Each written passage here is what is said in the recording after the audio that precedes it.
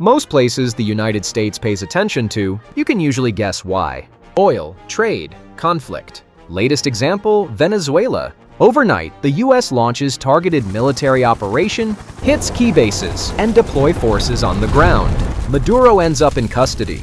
And just like that, Washington suddenly has a grip on the largest oil reserves on the planet.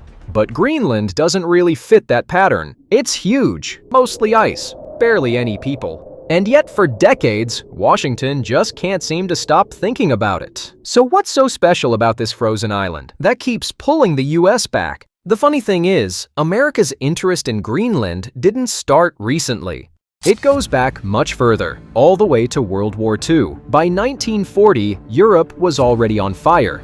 Nazi Germany was pushing north, moving into Norway, and on the way, Denmark gets hit and fully occupied. And that's where things start to get tricky, because Greenland technically belongs to Denmark. So the moment Denmark falls, Greenland is suddenly on its own, owned by a country that can't defend it, can't supply it, and can't really do anything about what happens there next. And that makes everyone nervous, because Greenland is sitting in the middle of the North Atlantic, right along key air and sea routes. If Germany gets access to it, that's a serious problem. So the US steps in, not loudly, not dramatically, just very calmly says, "All right, we'll handle it." American forces move in, set up airfields, weather stations, defenses. The official line is that it's temporary, just wartime stuff, just keeping it safe until Denmark can take over again. But once the US is there, they start noticing things. How useful the location is. How much control it gives over the Atlantic, how close it is to Europe, and eventually to the Soviet Union. Then 1945 rolls around, and World War II finally ends. Germany's defeated, Europe starts picking up the pieces, and Denmark gets its country back, including Greenland, mostly thanks to the US, which had been handling things there the whole time. And once you've spent years protecting a place, building infrastructure, and paying the bill, the next thought comes pretty naturally. If we're already doing all this, why don't we just keep it? So in 1946, they actually offers Denmark $100 million in gold for whole Greenland. Not loans, not aid, literal gold. And Denmark says, no. But that no doesn't make the US step back. It makes them lean in. Because almost immediately, a new kind of conflict starts taking shape. Something you don't fight the usual way. The Cold War. The United States and the Soviet Union start sizing each other up, and suddenly the world is split into sides. And now Greenland matters a lot more than it used to. Draw a straight line between the US and the Soviet Union, and it doesn't run across oceans or borders. It goes right over the Arctic, which means anything traveling between them, bombers, missiles, surveillance planes, is passing over the top of the world. And Greenland is sitting right there. So yeah, it stops being temporary pretty fast. The US expands its presence, bigger airfields, more radar, early warning systems meant to spot Soviet bombers before they ever get close to North America. That's where Thule Air Base comes in. It's not just a base, it's basically a set of eyes pointed straight at the Soviet Union. If something launches, Thule is one of the first places to know. For Washington, this isn't optional, it's survival. For Moscow, yeah, that's a problem. Because now the US isn't just nearby, it's watching, listening, waiting.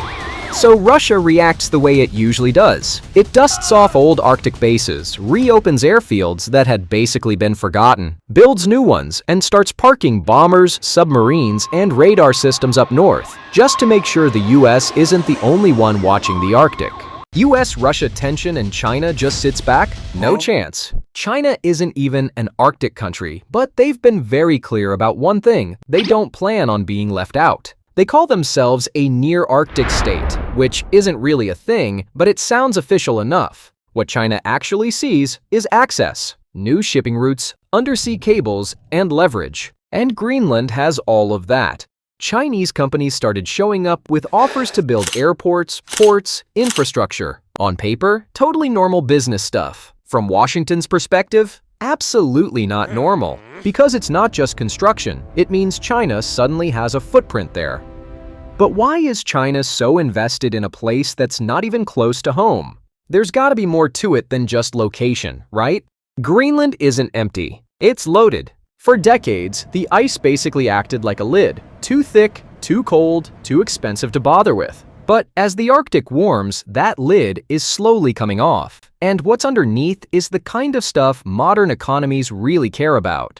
Rare earth minerals. These are the metals that go into smartphones, electric cars, wind turbines, missiles, satellites, basically anything high-tech or military grade. And Greenland happens to be sitting on some of the largest untapped deposits of these minerals anywhere on Earth.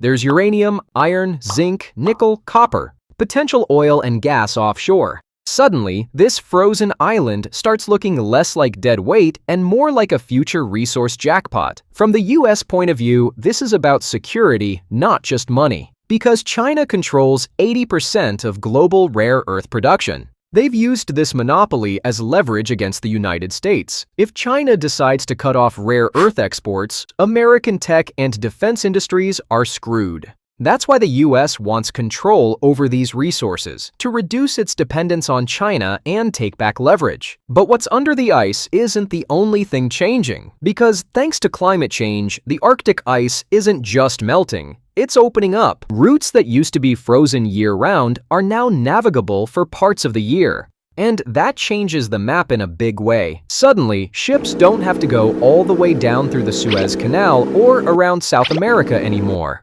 They can cut straight across the top of the world. Europe to Asia, shorter. North America to Asia, faster. Less fuel, less time, more money. And Greenland sits right next to these emerging routes. Not in the background, but right along the highway. So if you've got influence there, you're in a pretty good spot. You can see traffic coming through, support ships that need to stop, and keep a foothold right where future trade is likely to pass.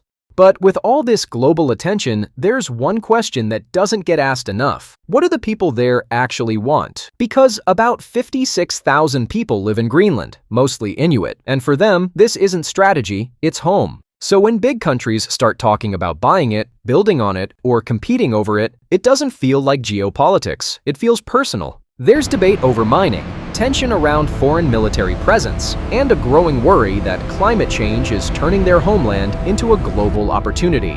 Some want independence from Denmark. Others worry independence could just mean pressure from bigger powers like the United States, China, or Russia. And that's the real tension. Because to the world, Greenland is about the future. But to the people who live there, it's about right now.